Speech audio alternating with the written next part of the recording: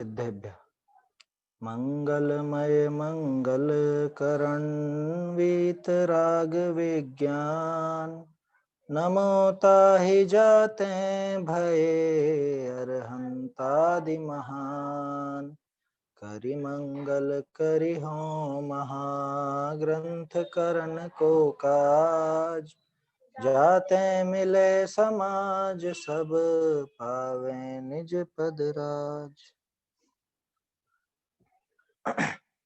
ग्रंथराज मोक्ष मार्ग प्रकाशक है, इसके 7वें अधिकार पर हमारी चर्चा है और व्यवहाराभासी जीवों का प्रकरण चल रहा है।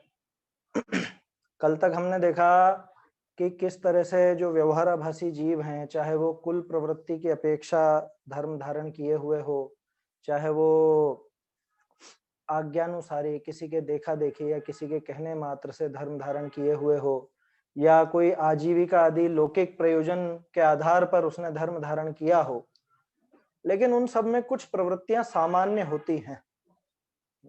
उनकी भक्ति में, उनके दान में, उनके तप में, व्रत में और बल्कि शास्त्र स्वाध्याय तक में, उसमें भी कुछ ऐसी विपरीतताएं होती है जो सामान्य रूप से दिखाई देती हैं। कल काफी अच्छी बात आई थी शास्त्र अभ्यास के संबंध में।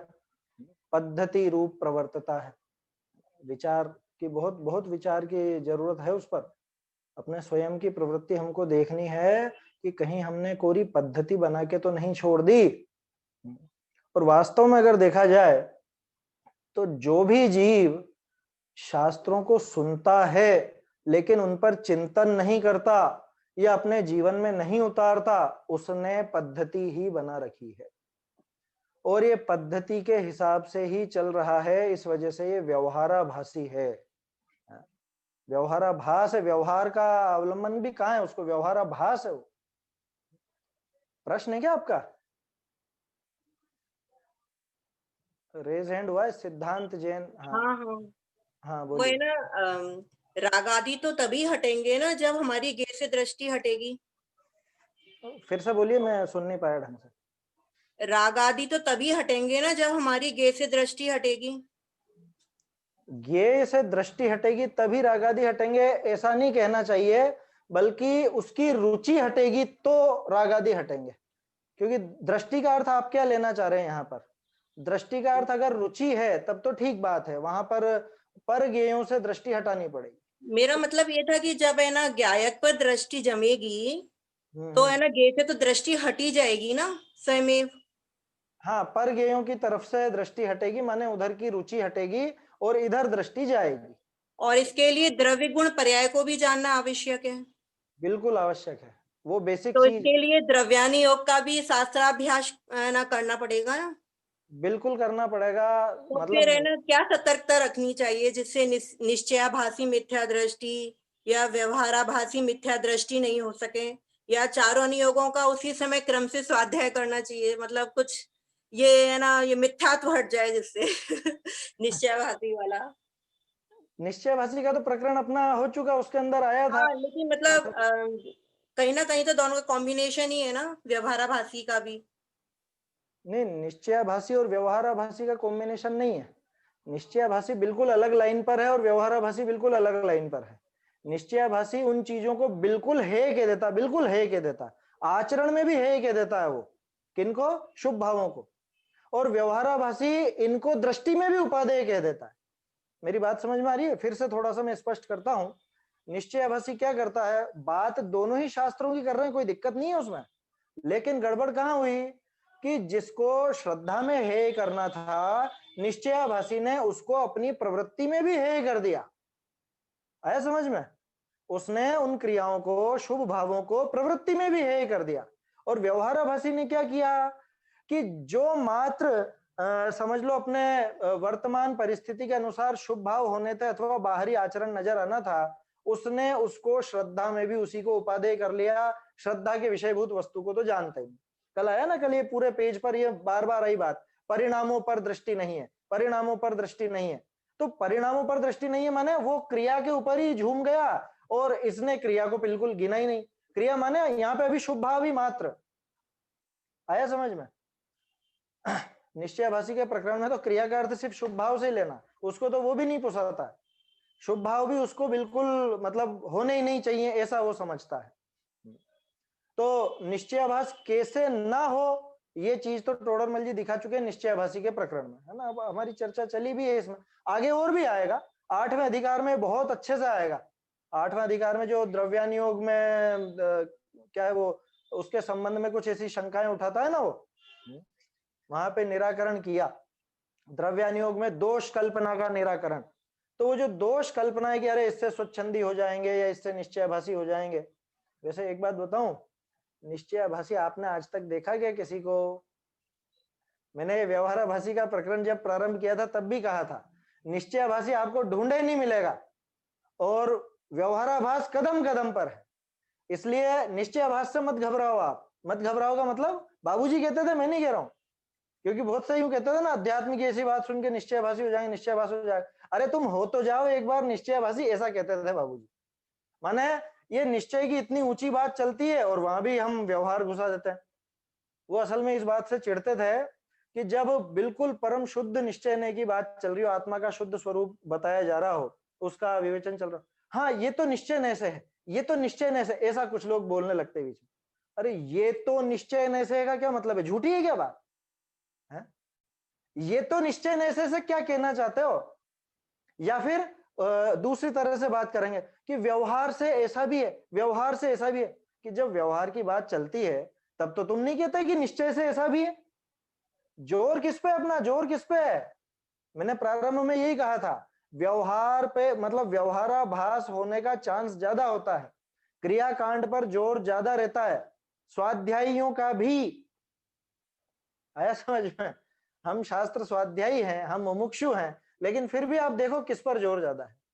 अभी आप विधान कराओ, 3 घंटे से पहले कोई हिलेगा नहीं, और स्वाध्याय में अगर मान लो घंटा भर हो जाए तो उसमें आकुलता होने लग जाती है, या और थोड़ा सा 5-10 मिनट और ऊपर हो जाए, या कोई वक्ता पहले ही कह दे, जैसे मैं कह दूं कि आज सभा 4:30 बजे तक चलेगी, और आकुलता हो जाएगी फटाफट। आया समझ में? तो अभी भी रुचि कहाँ है, ये थोड़ा सा विचारनीय बात है ना। तो घबराने की बात नहीं है, निश्चयाभासी आसानी से नहीं होते हैं। निश्चयाभासी बहुत अच्छे से पढ़ता है, पहले बहुत अध्यात्म का पाठी होता है। हमको कहाँ इतनी रुचि है अध्यात्म की। अच्छा मेरे को देखो 2-1 दिन से विचार आ रहा था, हम जो ये बात कर रहे हैं धर्म चर्चा है क्या?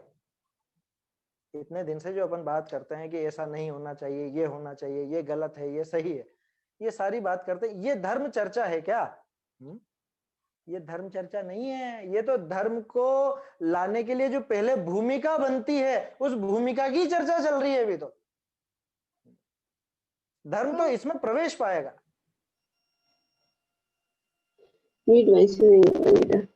ये किसी का ऑडियो ऑन हुआ है? प्रश्न है क्या किसी को? अच्छा विनीत जी देख लेना अगर कुछ हो ऐसा, है ना, शायद ऑडियो गलती से अनम्यूट हो गया है। तो आपका प्रश्न तो खैर ये था कि कैसे निश्चयाभास से बचें, कैसे व्यवहाराभास से बचें। व्यवहाराभास से बचने के लिए तो अपन ये पूरा प्रकरण देख रहे हैं अच्छे से, है ना, एक एक पंक्ति पर अपन विचार कर रहे हैं, और इससे ही बचना जरूरी है इस वक्त, तो वर्तमान में तो। क्यों कि निश्चय की बात इतनी, निश्चय की खुमारी इतनी चढ़ी कहाँ है अभी?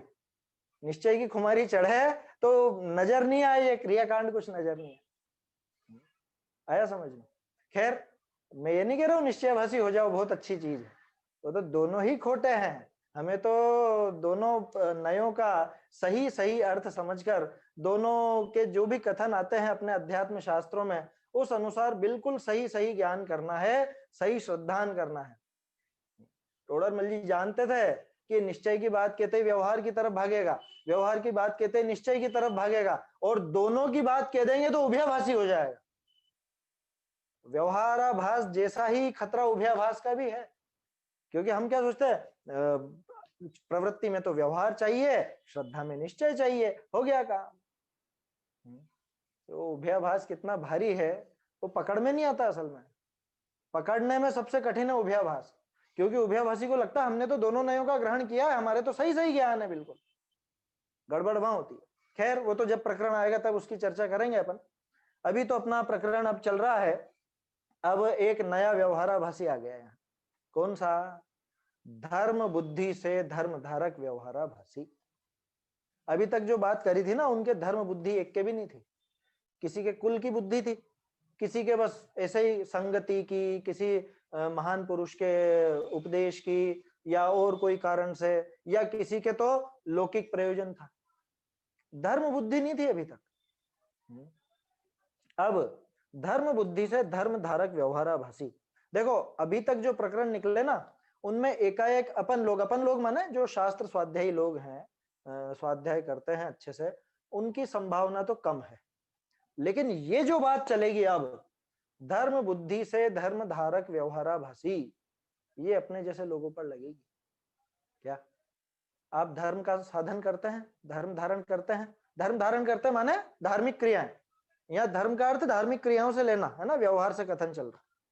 धर्म धारक माने उन धार्मिक क्रियाओं का या धार्मिक उन भावों का, शुभ भावों को धारण करने वाला। किस बुद्धि से? धर्म बुद्धि से। तो धर्म बुद्धि से ही तो हमने धारण किया है, क्या दिक्कत है? बोलो क्या समस्या है? ये धर्म को हम धर्म नहीं समझे तो क्या समझे?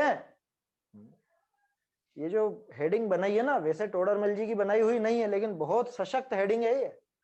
धर्म बुद्धि से धर्म धारक, एक में अलग नय है और एक में अलग नय है। जो दोनों धर्म शब्द है ना, धर्म बुद्धि से माने वास्तविक धर्म ये है ऐसी बुद्धि से। धर्म धारक जो व्यवहार धर्म है उसमें। समझ में आ रही है बात?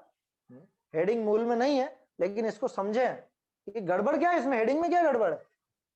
ये जो नाम दिया है धर्म बुद्धि से धर्म धारक व्यवहाराभासी, इसका अर्थ क्या गलत है इसमें? धर्म को धर्म बुद्धि से ही तो धारण करेंगे ना, और हमको मालूम है धर्म की परिभाषा क्या है। परिभाषा धर्म की एक तो प्रवचन सार जी की है परिभाषा, चारित्तम खलु धम्मो। दूसरी रत्नकरण जी की परिभाषा हमको मालूम है, देशयामी समीचीनम धर्मम कर्म निवर्हणम संसार दुखता सत्वान युधरत्युत्तमे सुखे। क्या?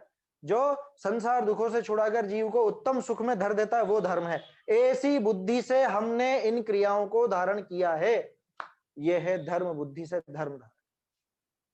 क्या? ये जो धर्म धारण किया, कौन सा धर्म धारण किया? कि हम पूजा करते हैं, भक्ति करते हैं, स्वाध्याय करते हैं, तप करते हैं, दान देते हैं, और जो भी XYZ जितने भी धार्मिक क्रियाएं, और सिर्फ क्रिया नहीं, वो शुभ भाव, वो क्या करने वाले हैं कि वो हमको मोक्ष देने वाले हैं, वो हमको दुख से छुड़ाकर सुख में रखने वाले हैं। ये है धर्म बुद्धि से धर्म धारक व्यवहाराभासी। आया समझ में? पहला जो धर्म बुद्धि है उसका अर्थ है असली धर्म बुद्धि, माने असली धर्म समझ लिया किसमें? इस व्यवहार, इन भावों में, अथवा उस व्यवहार बाहरी क्रियाओं में। तो इसको कहते हैं धर्म बुद्धि से धर्म धारक व्यवहाराभासी। आया हेडिंग का अर्थ समझ में आया? दोनों धर्म शब्द का अर्थ अलग है। चलिए देखते हैं। मेरा विचार था कि इसमें थोड़ा सा जल्दी लेंगे, लेकिन शुरू में ही देव भक्ति, शास्त्र भक्ति, गुरु भक्ति का जो प्रकरण है वो वर्तमान के लिए बहुत प्रासंगिक है, इसलिए इसको भी पंक्ति पंक्ति से ही देखेंगे, है ना। आकुलता ना करें कि भाई जल्दी जल्दी आगे बढ़ें, जल्दी से 7वां अधिकार पूरा करें, ऐसी आकुलता कोई ना रखें, है ना, क्योंकि अपन अच्छे से समझना चाह रहे हैं, अच्छी सी चर्चा करना चाह रहे हैं इसमें। मुझे कई बार ऐसा विकल्प होता है, क्योंकि हमने जब प्रारंभ किया था तब ऐसा उद्देश्य नहीं था कि पूरी एक एक पंक्ति अपन देखें, लेकिन अब 7वां अधिकार ऐसा लगता है कि इसमें छोड़ने लायक नहीं। चलिए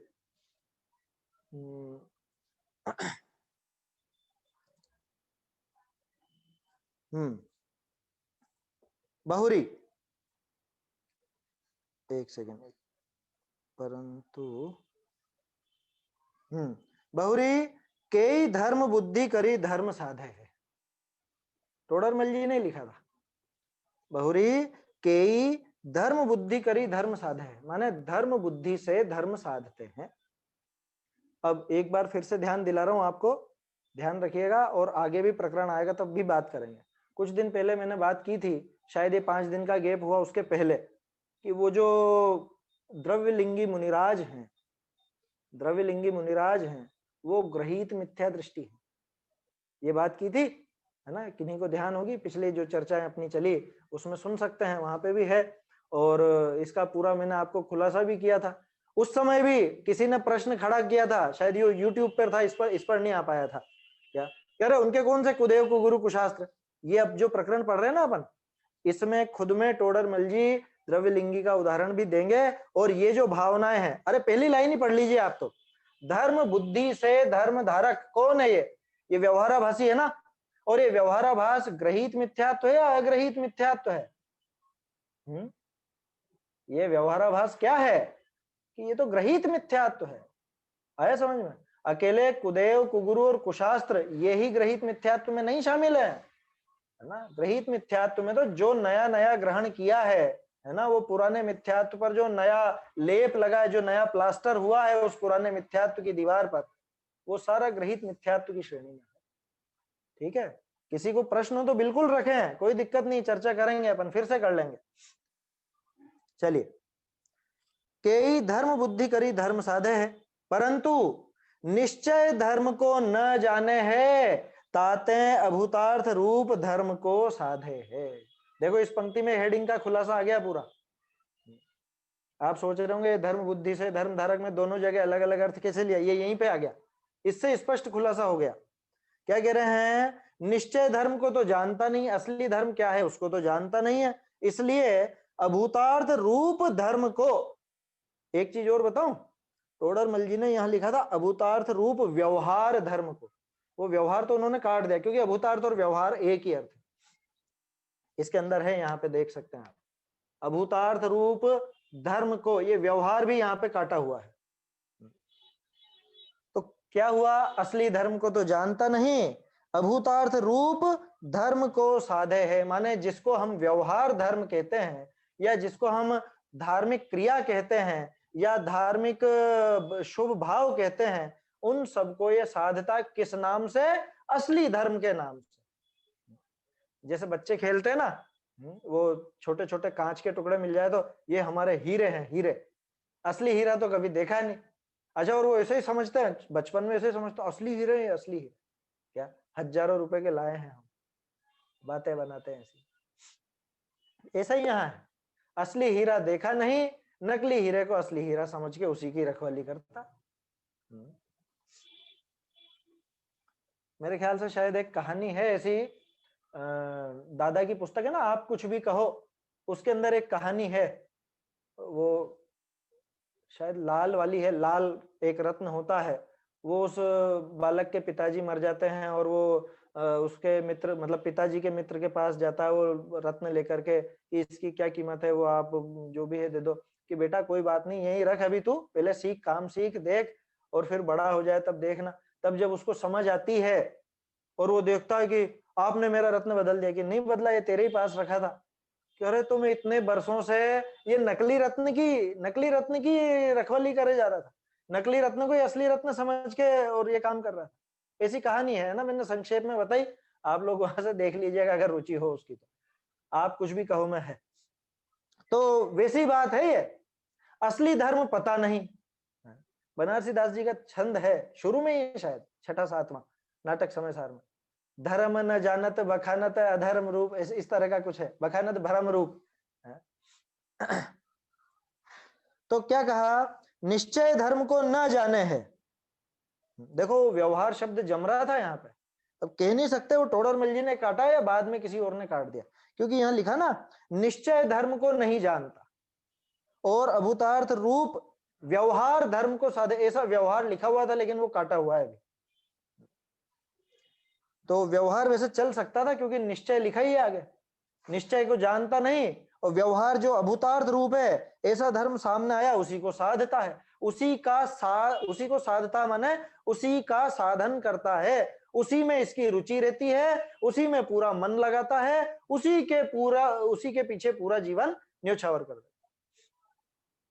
एक छोटा सा उदाहरण आपको देता हूं, जैसे किसी व्यक्ति से कहे ना कि अरे भाई थोड़ा स्वाध्याय वगैरह कर लिया करो, थोड़ा टाइम निकाल के स्वाध्याय करो। मैंने बहुत से लोगों के साथ ऐसा हुआ है, मतलब बहुत लोगों ने मुझे ऐसा जवाब दिया। उसका क्या जवाब दिया कि अब देखो समय नहीं मिलता। वो मैंने कि सुबह मंदिर तो जाते ही होंगे थोड़ी बहुत, कि हाँ सुबह जाता हूँ, मैं मंदिर जाता हूँ, आधा घंटा पूरा भगवान की प्रक्षाल अभिषेक और सेवा पूजा है इसमें व्यतीत करता हूँ। आधा घंटा वहां निकाल सकता है वो, 10-15 मिनट स्वाध्याय के लिए नहीं निकालेगा। कहाँ की रुचि है? रुचि कहाँ की है? स्पष्ट दिख गया ना। निश्चय धर्म को जानता, देखो ध्यान रखना, किसी भी क्रिया का निषेध नहीं है और किसी भी भाव की मैं मना नहीं कर रहा हूं कि आप भगवान की प्रक्षाल मत करो या पूजा मत करो, वो बात नहीं कर रहा हूं। मैं तो ये बता रहा हूं कि रुचि किसमें ज्यादा है। अच्छा चलो अपन तो वो बात छोड़ो, अपन तो अपनी बात करें स्वाध्याय की। आपको भी खाली समय मिलता है तो क्या करते हैं? अगर सद्भावना है अंदर में तो शास्त्र लेकर के बैठ जाएंगे। शास्त्र लेकर बैठ जाएंगे माने स्वाध्याय करेंगे। अच्छा काम है ना? है? चिंतन कब करेंगे? खाली समय में बैठकर चिंतन कभी नहीं करते। ये विचार करना चाहिए। मैं कई बार ऐसा कहता हूं, बहुत सी जगह ऐसा कहा पहले कि ये जो अभी चल रही है ना अपनी 2 समय या 3 समय जो भी हम ग्रंथ लेकर के बैठते हैं पढ़ते हैं, ये स्वाध्याय नहीं है। ये तो स्वाध्याय की थ्योरी है। ये स्वाध्याय की थ्योरी है। स्वाध्याय कब होगी? स्वाध्याय तो होगी जब आप दिन भर के कार्यों में वो चिंतन चलेगा, जो पढ़ा उसका चिंतन चलेगा, वो असली स्वाध्याय है। हालांकि आप प्रति प्रश्न कर सकते हो कि अरे वाचना प्रचना ये सब भी तो कहा है स्वाध्याय के अंग में, कि वो सब तभी कार्यकारी हैं जब अनुप्रेक्षा हो। अनुप्रेक्षा माने चिंतन। अनुप्रेक्षा रूप स्वाध्याय असली स्वाध्याय है। 5 ही अंग हैं और अनुप्रेक्षा के लिए ही वो बाकी के सारे हैं। समझ में आई बात? अब हमको वाचना तो दिख गया, प्रच्छना तो दिख गया, लेकिन अनुप्रेक्षा नहीं दिखी। वाचना प्रच्छना आमनाय धर्मोपदेश, इन 4 पे तो पूरा जोर है। क्या मैं पढ़ूंगा भी सही, तो कल देखा तो था अपन ने, वांचता है, सुनता है, सुना देता है? लेकिन उसका जो प्रयोजन है असली, वो जो तत्व निर्णय या जो तत्व विचार, वो बिल्कुल नहीं चला। तो कहने का अर्थ यह है कि कुल मिला के पूरी की पूरी रुचि क्रिया कांड में या उन शुभ भावों की तरफ लगी हुई है। क्या कह रहे हैं? कई जीव कई धर्म बुद्धि करी धर्म साधे है, परंतु निश्चय धर्म को न जाने है, ताते अभूतार्थ रूप धर्म को साधे है। अभूतार्थ रूप धर्म को क्या मतलब? कि जो वास्तव में धर्म नहीं है उसको। थोड़ा और अपन सोचें, किसको, किसकी बात कर रहे हैं? अन्य मत की बात कर रहे हैं क्या? है? अन्य मत की बात नहीं है। अभूतार्थ रूप धर्म को साधेगा क्या मतलब है? आप सोचो, कौन से धर्म को साधता है? प्रक्षाल, पूजा, भक्ति, तप, व्रत, बाहरी क्रियाएं, भाव नहीं, बाहरी क्रियाएं, इनकी सबकी बाहरी क्रियाएं, इन सबको साधता है। क्या सोच के साधता है? अरे यही तो है धर्म, और क्या धर्म है? इनमें धर्म बुद्धि होना, ये धर्म बुद्धि से धर्म धारक व्यवहाराभासी। आ रहा है समझ में? तहा व्यवहार सम्यक दर्शन ज्ञान चारित्र को मोक्ष मार्ग जाने तिनका साधन करे। एक और चीज यहाँ पे कटी हुई है, यहाँ है तहा व्यवहार सम्यक दर्शन ज्ञान चारित्र को मोक्ष मार्ग जाने। मोक्ष के अर्थ, मोक्ष के अर्थ जुड़ा हुआ था, माने मोक्ष के लिए प्रयोजन भी बता दिया, क्यों करता है उन क्रियाओं को। किसी से भी पूछ लो आप, क्यों भैया सुबह सुबह क्यों जाते हो मंदिर में, क्यों इतनी पूजा करते हो, स्वाध्याय क्यों करते हो, आप बताइए स्वाध्याय क्यों सुन रहे हो? हैं? हम मुमुक्षु हैं, हमको मोक्ष जाना है, इससे मोक्ष हो जाएगा क्या? विचार कीजिएगा, जो भी क्रिया हम करते हैं वो क्रिया क्यों कर रहे हैं? क्या वो क्रिया करे बिना कुछ काम नहीं चलेगा, या वो क्रिया करना जरूरी है, या वो क्रिया इस भूमिका में होती ही है, या वो क्रिया उपादेय है, या वो क्रिया है? क्या है वो? विचार तो करें हम। आया समझ में? हम ये दिन में चर्चा कर रहे हैं, इसके बारे में भी विचार करें। ये भी तो एक क्रिया ही है। अभी तो जब तक निर्णय ना हो, बाहर की तो सब क्रिया है, बाहरी क्रिया हो चाहे वैचारिक क्रिया हो, शारीरिक हो चाहे वैचारिक हो, है तो क्रिया। तहा व्यवहार सम्यक दर्शन ज्ञान चारित्र को मोक्ष मार्ग जाने। मोक्ष के अर्थ, ये काटा हुआ, ये उसमें नहीं मिलेगा आपको छपे हुए में, और आना भी नहीं चाहिए क्योंकि अब काटा है तो उसमें क्यों लिखे, लेकिन काम का लगा मुझे तो। मोक्ष के अर्थ किसी से भी पूछोगे ना, क्यों करते हो? कि मोक्ष के लिए, मोक्ष के लिए। अच्छा चलो, अब वापस से मैंने जो आपको ध्यान रखने को कहा था, द्रव्य लिंगी मुनिराज वो सारा का सारा काम किस लिए कर रहे हैं बताओ? उनको लौकिक प्रयोजन है? उनको कोई लौकिक प्रयोजन नहीं, मोक्ष के लिए। वो 28 मूल गुणों का पालन क्यों करते हैं? मोक्ष के लिए, है ना। उनको जो भी क्रियाएं वो कर रहे हैं वो सारी की सारी क्रियाएं मोक्ष के लिए। तो क्या गलती क्या है उसमें? दिक्कत क्या है? मोक्ष के लिए नहीं करना चाहिए क्या? कि मोक्ष के लिए, मोक्ष का जो असली कारण है वो किया जाए, उसके साथ में अभूतार्थ कारण भी साथ साथ चलते हैं, कोई दिक्कत नहीं है ना। लेकिन गड़बड़ कहां हुई कि इन्हीं चीजों से मोक्ष हो जाएगा ऐसा मान बैठा, ये धर्म बुद्धि हो गई इस अभूतार्थ धर्म में। इसको कहते हैं धर्म बुद्धि से धर्म धारक व्यवहाराभासी मिथ्या दृष्टि। आया समझ में? कितनी पूजा करने से मोक्ष होगा है? अच्छा, वो कर्म दहन मंडल विधान है टेकचंद जी का, नाम सुना होगा आप लोगों ने। कर्म दहन मंडल विधान, क्या 8 कर्मों को नष्ट करने के लिए, 8 कर्मों का दहन करने के लिए, फिर उससे तो हो जाएगा। आजकल ऑनलाइन भी अपने चलते हैं सिद्ध चक्र विधान वगैरह और सब, तो सिद्धों की श्रेणी में नाम आ जाएगा फिर अपने भाई अपना भी वो विधान करके। कह रहा आप तो पूजा विधान के पीछे पड़े हो, स्वाध्याय का ले लो, कितने शास्त्र पढ़ करके मोक्ष हो जाएगा है? मुझे तो ये भी पढ़ना, ये भी पढ़ना, ये भी पढ़ना, ये भी पढ़ना। अरे थोड़ा आराम से चलो, आराम से का मतलब विचार करके चलो। क्या लिखा वहां पर पाहुड़ दोहा में? अंतोणथी सुवीणम कालो थो व्यम दुम्मेहा तम नवर सिक्खियवम जम जर्मण खयम कुणही। श्रुतियों का अंत नहीं है, काल थोड़ा है और हम दुर्बुद्धि हैं, इसलिए शीघ्र अतिशीघ्र वो काम कर लेना, वो विद्या सीख लेना जिससे जन्म जरा मरण का नाश हो जाए। वो विद्या सीख लेना। हम उस चीज को भी पढ़ के आगे बढ़ जाते हैं, क्या वो लाइन भी पढ़ेंगे और आगे बढ़ जाएंगे, क्या पढ़ लिया पढ़ लिया पढ़ लिया, हो गई छुट्टी। अरे ये जो स्वाध्याय है, ग्रंथ है, ग्रंथों को पढ़ करके मोक्ष होगा क्या? तो स्वाध्याय भी छोड़ दे फिर। कि स्वाध्याय छोड़ने की कौन कह रहा है? स्वाध्याय छोड़ के कहाँ जाओगे?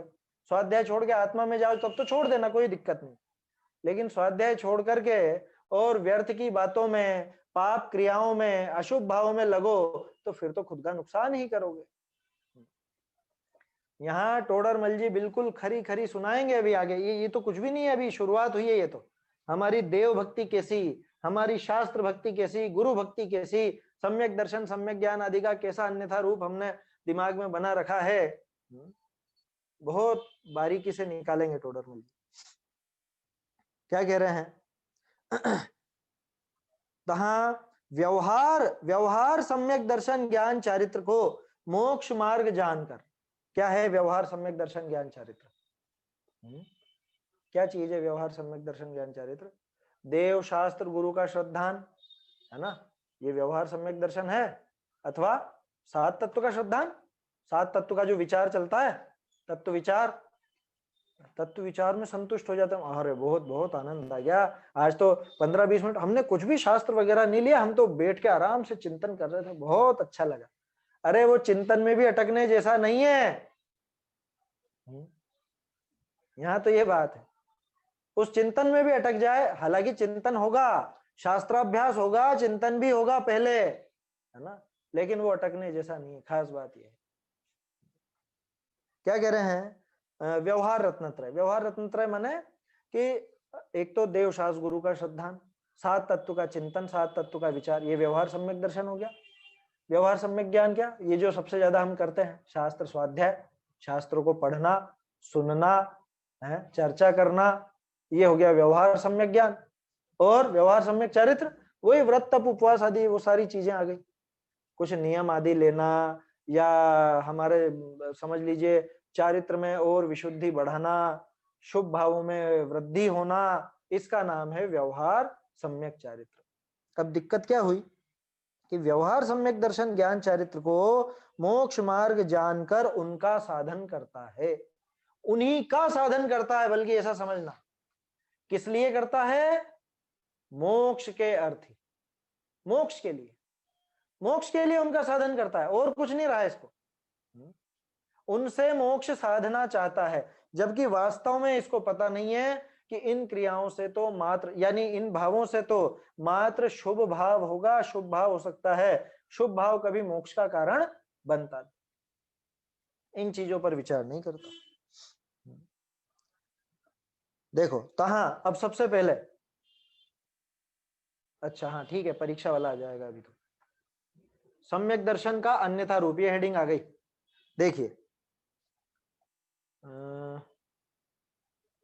मोक्ष मार्ग जानकर उनका साधन करता है। यहां पे आपको मैं पेज नंबर 52 और पेज नंबर 260, ये दोनों देखिए, शायद पहले देखा क्या अपन ने, 52 के समय देखा होगा, पेज नंबर 52 पर देखिए।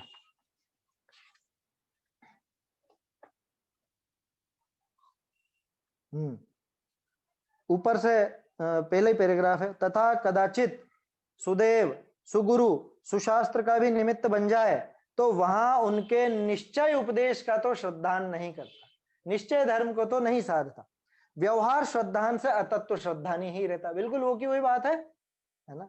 वहां मंद कषाय हो या विषय की इच्छा घटे तो थोड़ा दुखी होता है, माने थोड़ा सा कम दुख होता है, पीछे फिर जैसा का तैसा हो जाता है। खैर ये पंक्ति अपने काम की नहीं, अपने तो ऊपर की 2 पंक्तियां काम की हैं। क्या कहा, निश्चय उपदेश का तो श्रद्धान नहीं करता, माने जो असली धर्म है उसको तो नहीं पहचानता, और व्यवहार श्रद्धान से अतत्व श्रद्धानी बना रहता है, व्यवहार क्रिया व्यवहार धर्म का ही श्रद्धान करके रखता है। 260 पर देखिए, 260 तो मेरे ख्याल से वो हाँ तत्व विचार की महिमा वाला है। ये यहां पर आ गया व्यवहार सम्यक दर्शन ज्ञान चारित्र। देखिए, देखो तत्व विचार की महिमा, बोल्ड अक्षरों में 260 पर नीचे, तत्व विचार रहित देवादिक की प्रतीति करे, बहुत शास्त्रों का अभ्यास करे, व्रतादिक पाले, तपश्चरण आदि करे। आगे तीनों, तत्व विचार रहित देवादिक की प्रतीति, देवादिक की प्रतीति व्यवहार सम्यक दर्शन, बहुत शास्त्रों का अभ्यास व्यवहार सम्यक ज्ञान, व्रतादिक पाले, तपश्चरण आदि करे व्यवहार सम्यक चारित्र। ठीक है, लेकिन तत्व विचार रहित है। तत्व विचार सहित होता तो बात बनती कुछ, लेकिन तत्व विचार रहित है, उसको सम्यक्त होने का अधिकार नहीं। तत्व विचार वाला इनके बिना भी सम्यक्त का अधिकारी होता है। खैर वो आगे की बात अलग है। खास चीज यही है कि व्यवहार सम्यक दर्शन ज्ञान चारित्र को ही मोक्ष मार्ग मान बैठा है और उनका ही साधन किया करता है। इतनी बात है इसमें। चलिए आगे देखते हैं। अब सबसे पहला नाम किसका आया था भाई, सम्यक दर्शन का ही नाम आया था, है ना, व्यवहार सम्यक दर्शन लिखा ना। तो व्यवहार सम्यक दर्शन को इसने असली सम्यक दर्शन कैसे मान लिया, या इसको मोक्ष का साधन कैसे मान लिया, वो अब आप देखो। यहाँ तहां शास्त्र विषय देव गुरु धर्म की प्रतीति किए सम्यक तो होना कया है, ऐसी आज्ञा माने अरहंत देव निर्ग्रंथ गुरु जैन शास्त्र बिना और अन्य को नमस्कार आदि करने का त्याग किया है, परंतु तिनका गुण अगुण की परीक्षा नहीं करे है, अथवा परीक्षा भी करे है तो तत्व ज्ञान पूर्वक साची परीक्षा नहीं करे है, बाह्य लक्षण नहीं करी परीक्षा करे है। ऐसे प्रतीति करी सुदेव गुरु शास्त्रनी की भक्ति विषय प्रवर्त है। कुछ ध्यान आ रहा है? परीक्षा रहित वाला जो प्रकरण था उसमें भी यही बात थी, जहां की टोडरमल जी ने लिखा कोई कोई परीक्षा भी करते हैं तो कोरे बाह्य लक्षणों को देखकर परीक्षा कर लेते हैं, वो की वही बात है पूरी। मेरे ख्याल से कौन सा अभी 2-3 पेज पहले ही तो निकला था, हाँ 217 पे ही है। तथा कितने ही परीक्षा करके भी जैनी होते हैं परंतु मूल परीक्षा नहीं करते, ऐसी करके पंक्ति थी। वो दया आदि का प्रकरण फिर उसने लिया था। क्या कह रहे हैं देखिए, शास्त्र में लिखा है साहब, देव शास्त्र गुरु का श्रद्धान होना चाहिए, देव गुरु धर्म की प्रतीति होने पर किए माने करने पर सम्यक तो होना कया है, सम्यक तो हो जाता है, ऐसा लिखा है साहब शास्त्रों में। ऐसी आज्ञा मानी, देखो आज्ञानुसारी परीक्षा रही, तैसी आज्ञा मानी, हमने मान ली आज्ञा, लिखा था जिनवाणी में, हमने आज्ञा मान ली। अब क्या आज्ञा मानी, कि सच्चे देव शास्त्र गुरु के अलावा किसी और को नमस्कार नहीं करना, तो हम नहीं करते, किसी के आगे भी सिर नहीं झुकाते। कि नहीं झुकाते, हो गया समझ कि इसमें भी दिक्कत है क्या कुछ? कह रहे उसमें तो वो तो अच्छी बात है कि किसी और के सामने सिर नहीं झुकाते, लेकिन इतने मात्र से सम्यक तो नहीं हो जाएगा। क्यों?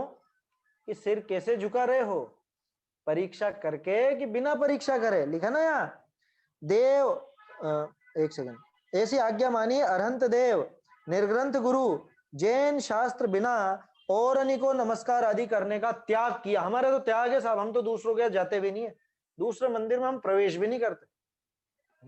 6 अनायतन में शामिल है ना, हम तो नहीं जाते, हम तो ताजमहल भी देखने नहीं गए, हम तो बिरला मंदिर भी देखने नहीं गए, हम तो जो भी और चीजें होती हैं क्या दूसरी चीजें वो भी नहीं देखने गए हम तो हमारे तो त्याग है। परंतु देखो ये त्याग है, ये तो अच्छी बात, कोई दिक्कत नहीं, लेकिन अभी काम नहीं हो गया पूरा। परंतु तिनका गुण अगुण की परीक्षा नहीं करे है। क्या मतलब? कि भगवान में कोई अवगुण भी है क्या? कि अवगुण तो नहीं है, लेकिन तूने परीक्षा क्या करी? अच्छा एक चीज बताऊं, हाँ ये संशोधन होने लायक है, ये अनुवाद में अवगुण लिखा है, टोडरमल जी ने लिखा था तिनका गुण अगुण, अवगुण नहीं लिखा था। गुण और अगुण, अगुण का अर्थ अवगुण नहीं होता। ये अभी मेरा अभी दिमाग में, ये पहले हम लोग भी नहीं पकड़ पाए इस बात को, तो ये तो अगुण होना चाहिए। क्यों, क्या अंतर पड़ेगा? अवगुण तो होता है दोष, है ना, अवगुण का शब्दार्थ है दोष, लेकिन अगुण का क्या मतलब? कि जो भगवान के गुण हैं और जो भगवान के गुण नहीं हैं। दोष की बात नहीं कर रहे हैं। जैसे 46 मूल गुण, अभी खुद बताएंगे, टोडरमल जी बताएंगे देव भक्ति में 46 मूल गुणों में हमने किनको माना? अरे है ना, अरे वही ले लो अपन तो, देवागम नभोयान चामरादि विभूतया, ये सारी चीजें नजर आती है। देव आते हैं, आकाश में गमन होता है भगवान का, चमर आदि 64 चमर आदि ये सब विभूतियां हैं।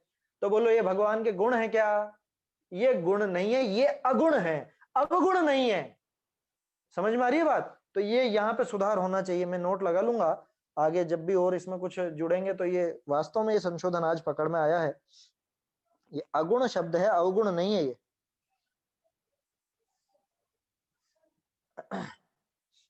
कहाँ चला गया ये? हाँ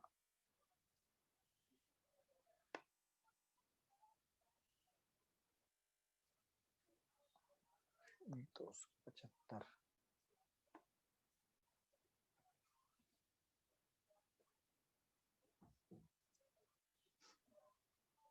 चलिए, चलो एक नया संशोधन मिल गया यहाँ पर जो हमारी लिस्ट में नहीं था।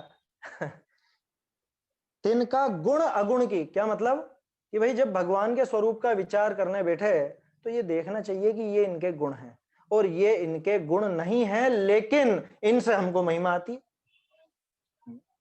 जैसे कुछ दिनों पहले हमारी मंदिरों के संबंध में भी बातें हुई कि मंदिर में ये सब चाक चिक के देख, अरे बहुत बहुत सुंदर, गजब का गजब का, बहुत सुंदर प्रतिमा, बहुत सुंदर मंदिर। किसकी महिमा आ रही है वहां पर? भगवान की वीतरागता की महिमा आ रही है या उस बनावट की महिमा आ रही है? भगवान का गुण क्या है? और जो ख्याल में मतलब जिसकी महिमा नहीं होनी चाहिए वो अगुण क्या है? ये चीज विचार। अवगुण नहीं, अवगुण तो दोष है ना, ये अगुण है, अगुण। तिनका गुण अगुण की परीक्षा नहीं करे है, माने इसके दिमाग में ये बात आ ही नहीं पाती कि ये भगवान का गुण है भी या नहीं, जिससे मैं भगवान को महान मान रहा हूं, या भगवान में वो गुण है भी या नहीं। महावीर स्वामी का क्या गुण है? कि बच्चा बच्ची दे देते हैं महावीर स्वामी। तुम्हें जानते हैं तुम झट बेटा देते हो, ऐसी पंक्ति है क्या? बाबूजी की कविता है महावीर स्वामी के प्रति ऐसा करके। तो वो अगुण है ना, वो है ही नहीं, गुण ही नहीं है भगवान में। गुण अगुण की परीक्षा नहीं करे है। कैसे परीक्षा करता है? मैं अभी ज्यादा उदाहरण नहीं देना चाहता क्योंकि आगे सब आएगा, आगे देव भक्ति के अन्यथा रूप में सारी बातें आएंगी। अथवा परीक्षा भी करे है, तो देखो अब कोई कोई परीक्षा भी करता है तो तत्व ज्ञान पूर्वक सांची परीक्षा नहीं करे है। हाँ कोई प्रश्न है क्या? संजय जैन, संजय जी आपका किसका प्रश्न है?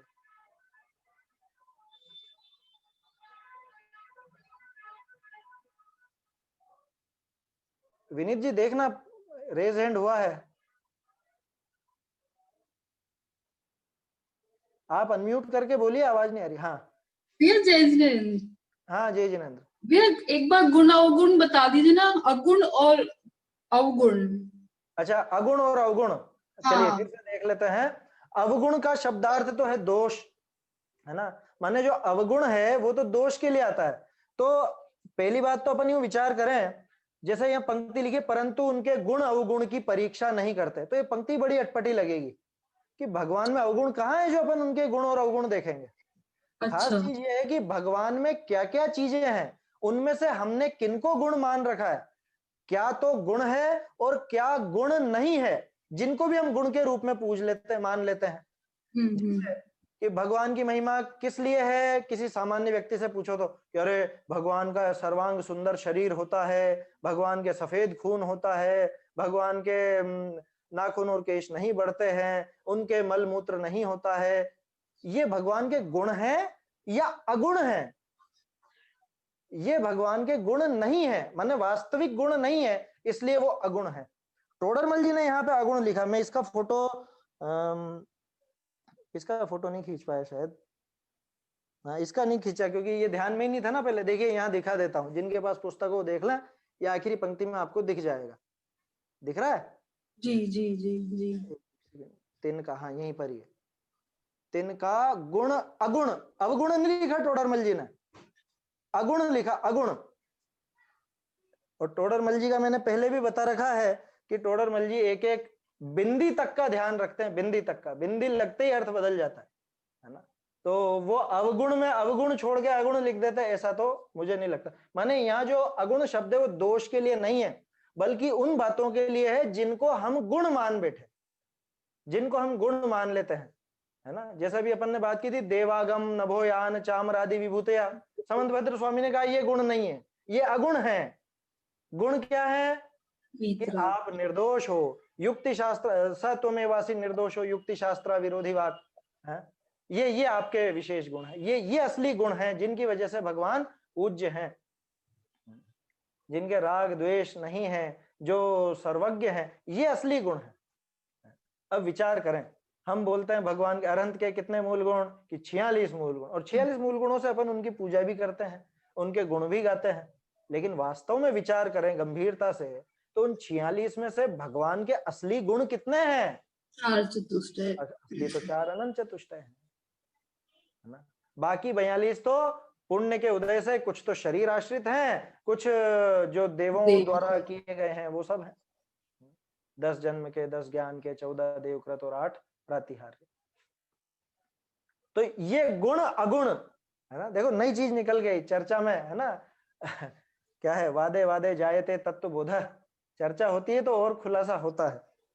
तिनका गुण अगुण की परीक्षा नहीं करे है, पहली बात तो विचार ही नहीं करता सामान्य व्यक्ति। जितने भी जैन हैं, पहली बात तो सारे जैन मंदिर तक नहीं जाते, जो मंदिर जाते भी हैं तो उनसे पूछो भैया कौन है ये, किनके दर्शन करने जाते हो। आया था ना वो पहले इसी पेज पे आया था, पिछले वाले पेज पर 220 पर, क्या, परंतु यह ठीक नहीं है कि मैं कौन हूं, किनकी स्तुति करता हूं।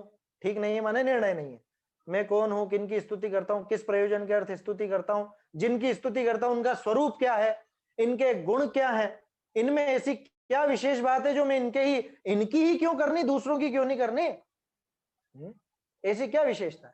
ऐसे उनकी परीक्षा नहीं करते, बस वो जो 3 बताए थे, कुल अपेक्षा या आज्ञानुसारी या सांसारिक प्रयोजन, उस अनुसार करते रहते। अब कोई धर्म बुद्धि से लगा भी सही, थोड़ा बहुत विचार भी किया अथवा परीक्षा भी करे है, तो तत्व ज्ञान पूर्वक सांची परीक्षा नहीं करे है। परीक्षा भी करता है तो बस ये देख लेता है जो ये अगुण थे इन्हीं को गुण मान लेता है। बाह्य लक्षण नहीं करी परीक्षा करे है, बाह्य लक्षणों से ही परीक्षा करता है। क्या बाह्य लक्षण कौन से, जैसा भी अपन ने देखे ना, 46 में से 42 बाह्य लक्षण है। मुनिराज किसे कहते हैं कि जो 28 मूल गुणों का यथावत पालन करते हैं वो मुनिराज। अरे ये सारे बाह्य लक्षण है। मुनिराज तो वास्तव में वो है जो 3 कषाय चौकड़ी के अभाव पूर्वक है ना, अपने आत्मा का स्व संवेदन निरंतर है, निरंतर आत्मानुभव करते रहते हैं। हर अंतर मुहूर्त में तीन कषाय चौकड़ी की अशुद्धता का नाश होके जिनके वो शुद्धता प्रकट हुई है, उस शुद्धि सहित जीव को मुनिराज कहा जाता है। और हम वो व्यवहार उन परिभाषाओं पे ध्यान देते हैं। 28 मूल गुण, ठीक है, हम क्योंकि वही पकड़ पाते हैं इसलिए वो परिभाषाएं दी जाती हैं, लेकिन असली स्वरूप समझ में आना चाहिए कि असली स्वरूप तो मुनिराज का आत्मलीनता का है। ठीक उसी तरह से यहां देखें, बाह्य लक्षणों से परीक्षा करते हैं। बाह्य लक्षणों से परीक्षा करने का विचार भी हुआ, थोड़ा बहुत पढ़ के समझने लगे, है ना, जैसे अपन बार बार कह रहे हैं भैया पढ़ो मत, समझो, सीखो, चर्चा करो, विचार करो, तो विचार करने भी लगे, परीक्षा करने भी लगे, तो फिर कोरे बाह्य लक्षणों पे परीक्षा कर ली। ऐसे प्रतीति करी सुदेव गुरु शास्त्रनी की भक्ति विषय प्रवर्ते है। ऐसे प्रतीति से, है ना, प्रतीति करी माने प्रतीति से, ऐसी प्रतीति से सुदेव, सुगुरु और सुशास्त्र इनकी भक्ति में प्रवर्तते हैं। तो सम्यक दर्शन किसको कहा? व्यवहार सम्यक दर्शन, देव शास्त्र गुरु की भक्ति एक, दूसरा सात तत्व का श्रद्धान। अब ये जो प्रकरण चल रहा है ना, ये पूरे सम्यक दर्शन का अन्यथा रूप है। कहां तक कि ये देवशास्त्र गुरु की अन्यथा भक्ति भी आ जाएगी, और इसके बाद वो सात तत्वों का अन्यथा रूप भी इसमें शामिल हो जाएगा। ये प्रकरण अपन देखेंगे, है ना। भक्ति का प्रकरण लेने का मुझे अच्छे से, मतलब अच्छी चर्चा करें ऐसा मेरा विचार है, क्योंकि देव भक्ति के नाम पर, शास्त्र भक्ति तो इतनी विशेष है नहीं, देव भक्ति और गुरु भक्ति, इन दो के नाम पे बहुत हंगामा चल रहा है, बहुत हंगामा। क्या हम देव के भक्त हैं और हम गुरु भक्त हैं। टोपियां पहन पहन के मैं भी गुरु भक्त।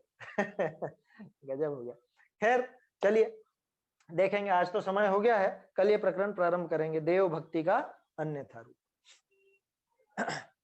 निज निधि निज में बताई यह अनंत उपकार है, इसके लिए जिन वाणी माँ को वंदना शत बार है, वंदना शत बार है।